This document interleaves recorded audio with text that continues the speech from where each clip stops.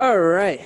Welcome back to DaSquad Daily-ish, where the squad gets together on a daily-ish basis to talk about sports. Welcome, gentlemen. Welcome, everybody. Hello. We have everybody here today, which is completely awesome. We got DGB, we got Truth, and we got Porky here. This is going to be a good little 10 minutes here. So, like I said, we get together and we talk about sports on a daily-ish basis. What sports do you guys want to talk about today? We got the NBA playoffs, 2 game sevens going on in the first round. Fantasy football, our personal fantasy football drafts just happened. NFL starting in a week and a half. Like, we got a lot of stuff going on here. Tennis. Oh, man, don't get me started. Don't get me started. Go off. That tennis game. What you guys want to talk about? I want to talk about Denver, baby. We got OKC. CP3 proving me wrong, like I said he would.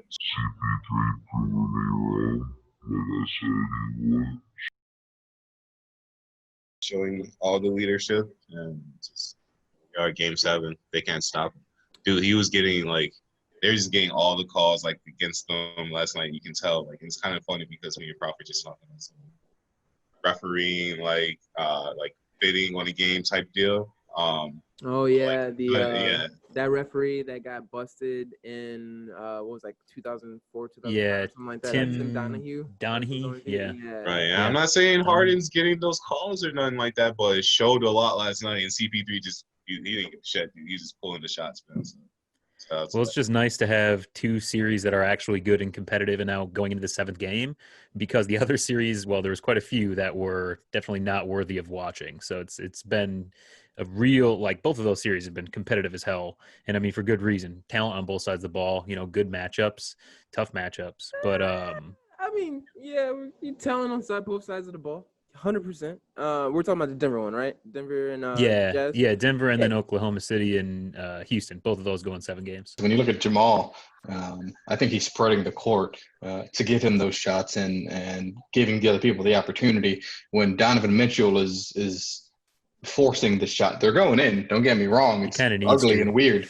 Yeah, but I mean, Jamal is making the court happen. I think the Mavs were robbed with some bad play calling and whatnot, and Clippers came through later. But I do believe that I didn't think Thunder was going to make it at all, but I do believe the Thunder against the Lakers is going to be a more competitive matchup than the Rockets. I believe the Rockets would have gotten swept, maybe only gotten one. I think Thunder is going to push it to 6, maybe 7-game series. You think so? Well, I just want to say in the squad, I'm the only person that called the Thunder to take the Rockets, so we'll see what happens in game 7. Fair. Still one more game to go. Well, still one more game. See, for me with those two, I can definitely agree with a lot of that. I think it comes down to looking at the injuries. I mean, Luka was carrying that Mavericks team. Porzingis went down, and obviously – I don't know that I call Porzingis necessarily a game changer, but he's a guy that you definitely need in your lineup to be competitive at this stage in the playoffs. So, Dallas, and again, obviously Clippers are a great team. So, I mean, that was an uphill battle as it was. And then as far as with the Rockets, you see Harden was carrying them because Westbrook was out with his quad injury, and he comes back. And the first game back, he had no turnovers. I think he had 7 assists. He had a really, really good game. He was positive 20-something, in the plus or minus. And then last night we see him at the end of the games kind of being sloppy with the ball, throwing it away. Oklahoma City, goes on to win that one and force this game 7.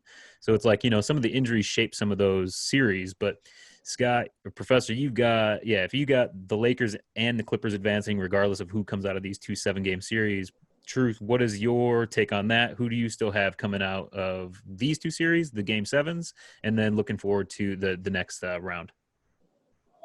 So I'm taking Nuggets game 7 along with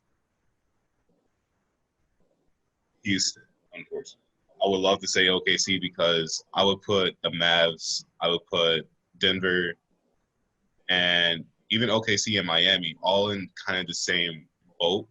And I would love to see all of them advance, but I mean, someone's got to go. So we got Lakers, who's got AD, LeBron, who are the 2 stars. Obviously, you got Houston, who's got Harden and Westbrook, and then it was supposed to be like Mavs. You got Porzingis and Luka, like these double trouble guys, like these major stars. But then you got these other Nuggets, OKC, Miami dudes who have to spread the ball, and they all have like hitters on like in a lot of positions, and not just those two positions, which I think is going to be more lethal and deadly in like this upcoming series, or even moving forward in the playoffs. But overall, I'm still going to stick with LeBron and AD and the Lakers taking it. But there's just so much more depth in these teams, and they're showing it. So I want the underdogs to win it this time. I want them to take it. Miami would love to see Jimmy Bucket like do some crazy shit with that new kid, Tyler Hero.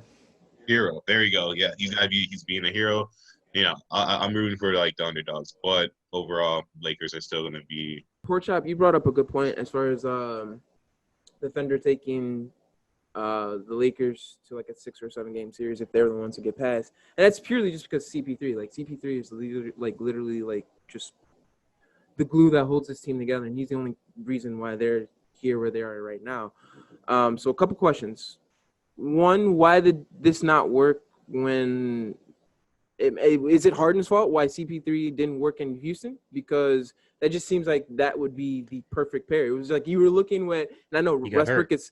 Yeah, no, I know. Okay, that's true. CP3 got hurt at what was that? Was that not the Western Conference Finals, but right before that? Because they were in that series, and then he got hurt, and then that was it. That's true. Why did they not give him another? Like, what was the reason for them not going back to that? Because you look at last night, like Westbrook, he's just coming back from injury, but man, 7 costly turnovers, and it's just like CP3.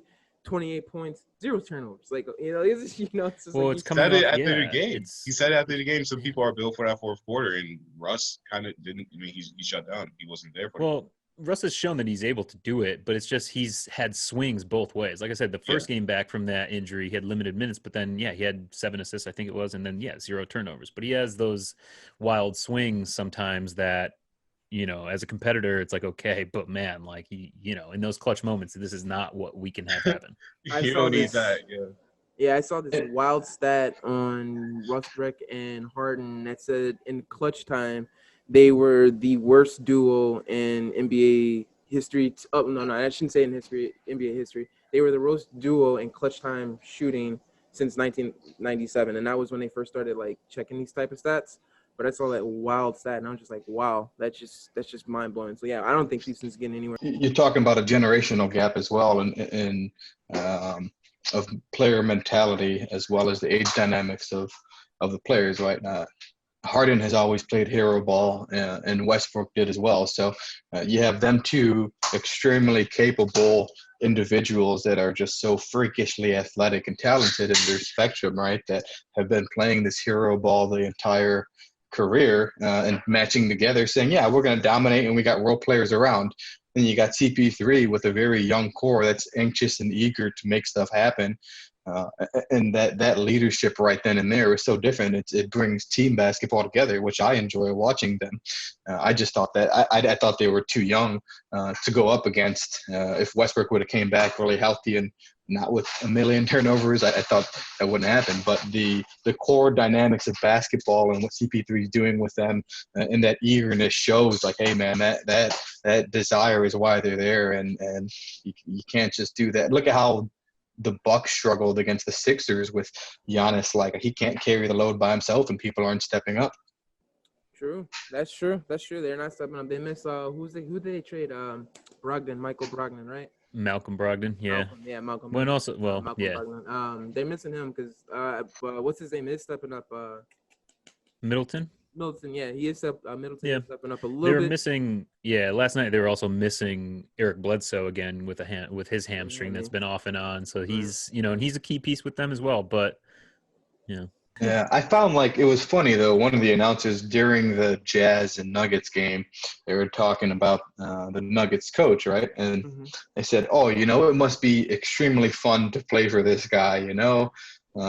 He just lets him shoot and all that." And then under the same breath, within a possession later, he goes, "Well, yeah, he really had to get in on his team about trying hard." Like, how do you say that in less than a minute? under what you just said. It's really fun to play. But to me, it just shows that whole generation. It's like, no, you got to be hard, man. Like, I'm here to win. I want to see players win. And I was just like, I can't watch 4 quarters of basketball like I used to. I just can't. It bores me now, unfortunately. Really? Yeah. Even now in playoff basketball, like we've seen some pretty good basketball these playoffs. During the fourth quarter, the second half of the fourth quarter, like I can't watch the entire game. Yo, all right, speak on it. Speak on it real quick. Speak on that. Well, I was saying, it's just like you get just like ISO, ISO, ISO. You get one pick and roll. You get people waving their hands. You can do jumping jacks in a whole entire workout set, and then they'll finally get a look, and then they don't even get the ball, right? It's just the one-on-one dynamic of the game, and it's boring. See, the part that I mean, for some of us with the generational thing, it's like also, I mean, it's just different people. There's always, I guess, like some guys who are gonna work harder than others, or that they'll do different things to like make themselves stand out. And to some degree, it might be like kind of like a hero thing, but it kind of more goes into like the systems, and how that kind of suits some of these guys. But then also, I mean, you have to have, it's just the leadership aspect too. I mean, the playoffs in any sport, you've got to have guys who have that leadership quality. Like, everyone looks at Kawhi Leonard, obviously last year, put on a hell of a show to take the Raptors to a championship. And then now this year is kind of like, has been pretty much singularly the reason why that they've been really doing what they've been doing. Paul George hasn't really been doing it, but the other night, it was funny because like you can see the whole respect thing, and like knowing that players like the players they're playing with, is that Kawhi passed the ball to Reggie Jackson, who tried to drive the lane, and like he had guys in his way, missed the layup and all that. And then Kawhi basically said like, if I give you the ball, don't do that shit. Like, that's not why I'm giving you the ball. I didn't give this ball up for that shit. Yeah, for that shit. Yeah. And it's like, it's like that kind of stuff when you're comparing like dudes like Jimmy or a Kawhi, like with that kind of leadership mentality, because Jimmy has leadership mentality, right? That's, but Kawhi has a higher rated, player just ranked wise, but also the championship level, the defensive level that he brings too. So it's like he can get away with a little bit more of that. So it's like, for me, it's a little bit about who's delivering the message, for how it's received. Okay. And then thoughts on the NBA getting boring. Can you guys watch the whole game as well too? Like, cause I feel on that. Like I like, first of all, I don't know. It's always been a critique of the NBA. Sure. No, yeah, it's always been a critique that, like, it doesn't get interesting until late in the fourth quarter, or look at it the last 2 minutes, right? If a game's close, because there's always been a lot of timeouts and like pauses in the action. So with this, though, in the bubble, there's been less of those instances. I feel like the game's kind of going by a little smoother, so it has been easier to watch, I guess, on my end for that part. Mm-hmm. But at the same time, I mean, I think by the time this next series, the second round, goes into action, we'll see a little bit better defense and overall team play. But I think also just some of the matchups in the first round were a little sloppy, so. True. Yeah, still in on it. I can agree with that. I mean, some of the matchups are sloppy, but I think for the most part in the bubble, like all the games have been nail biters, like 10 different, lead changes in one quarter, So I think we've had that with like pretty much all matches and all matchups in the bubble so far. So I think it's been pretty exciting. And aside from like the style of game that's been played for some of the teams that you brought up, Porky, but like besides that, like I think it's been great. I mean, and we've been out of like sports for so long, so like, I'm just going with it and riding the wave at this point, because I don't really care. Like I'm going to enjoy it either way. Mm-hmm. But I can see what you're saying as far as like it's just ISO or like driving kick to the corner or like top of the key screen and then dish it, do it all over again, rinse and repeat. But you'll get the guys that will try to like stand out and play a different type of ball. I said earlier this week that the NBA is my favorite league. Like, I love what they do, love what they stand for. But man, my favorite sport's got to be football. Like, I love NFL. Like, that is like just a game. Like, it really is all 4 quarters. Like, depends on the team. And we only have a week and a half away. So I'm getting super anxious about that. I'm glad we can talk about the NBA playoffs now. But guys, stay tuned to the squad, because there's going to be a phenomenal amount more of football talk. And I can't wait. Oh, dude. I cannot wait. But hey, we went a little bit longer. We went about 20 minutes. But hey, it's not every day that we can get the squad on the daily. So Hold on one more second before we wrap this up. Something that we've been promising our viewers for quite some time, in which the Truth and Porky are going to sign off right now.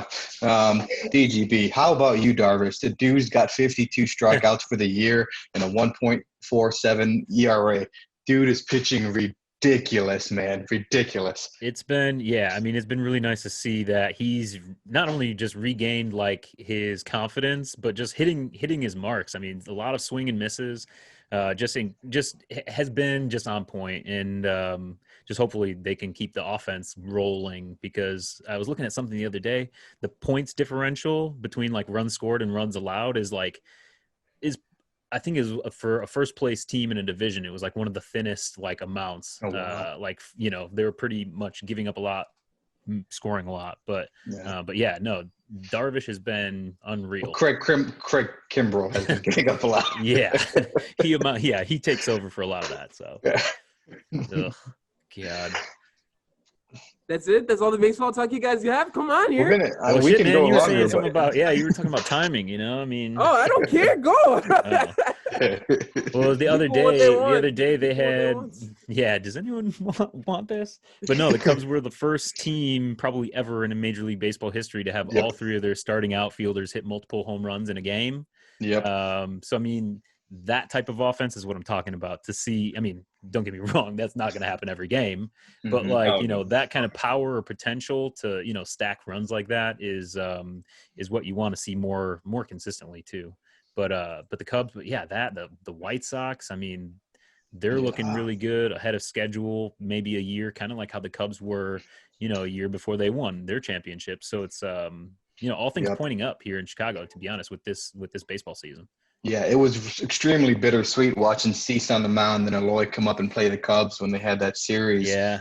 It was a dagger, especially when they got the better of that series too. Yeah. I mean, Eloy, man, like his bat and all that and the potential there is great. Obviously with the National League and his fit as an outfielder wouldn't be that great. He's had some run-ins out there in the outfield for the Sox, but man, I mean, we have all that to say we have Jose Quintana. So, it's like, oh, okay. Which he didn't look that bad when he came up after a chat with the other day, but still a little rough. But he came up with, I think, was it 5 early strikeouts, so that was nice to see. Right. Yeah. It's been nice, but it's like, you see the other side of it and you're like, damn, man, like knowing he didn't help you win a championship also, like that hasn't happened. Yeah. So it's like, was the trade for naught? Was it, still good? But here's the next question. Will we have I was going to say Bulls, but I know that's not going to happen, so we can exclude them from this. Hold on. We lost Truth. Truth said I'm out. And baseball. Never mind. You guys are really riding with this. Okay, I'm out. Are we going to see the Cubs, the Sox, or the Bears with the championship next? Man. I mean... Wait, no Bulls? No Bulls? Yeah, automatically disqualified. No. I'm talking within a 3 to 5 year projection, not a 10 to 15 year projection. Yeah, I don't know. I would probably still lean Cubs just because the core is still there. Like this year, they have a real shot. And I know the White Sox have a shot this year just because once you get into these playoffs, who knows what's going to happen this year? So I mean, it's a shot, but I think the core wise and the experience, at least in the short term, still goes to the Cubs' way. And then the Bears, I mean, defensively, obviously, their window is closing in the next 2-3 years, maybe 3 years. But then, offensively, who knows what we're going to see. Yeah. So until there's a new quarterback in town, that doesn't excite me as much. And hey, if Nagy's offense does kick off within the next couple of years, defense might even not be a factor. Right. Yeah, exactly. Just be mediocre. No. Yeah. But no, I think I'd have to go slightly Cubs. What about you? Yeah, I'd have to say in that order, I'd have to say Cubs because their core is in there, I believe. And if they can get a bullpen at least to hold them up. Yeah.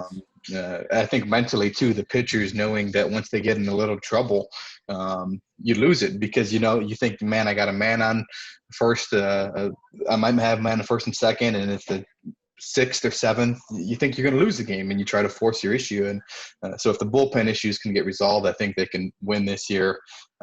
And then I think you got next up the Bears, and then right after that following the Sox. But the thing with all of those, I do think the Sox could have a longer tenure out of this too. Yeah, I could agree with that. Mm-hmm. I got the Chicago Fire. Nice. Yeah. What is Windy it? City Bulls. The Windy City Bulls. Oh. Windy City Bulls, and then the Blackhawks. Chicago Got the Sky. Blackhawks. Oh. Sky. Yeah. There's something called the. You guys. Hey, that was awesome. That was baseball talk there.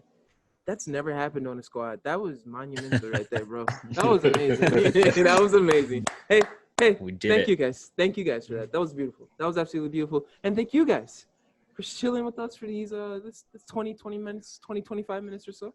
Appreciate that. You can find us and like us at Twitter at DaSquad Chicago, Instagram DaSquad Chicago, Apple Music, Apple Podcasts, Spotify, and YouTube. We're everywhere, baby. We're everywhere, baby. Let's Come go. see about us. I like that. All right, guys. I appreciate it. I'll talk to y'all later. Take it easy, fellas. Hey, Rose.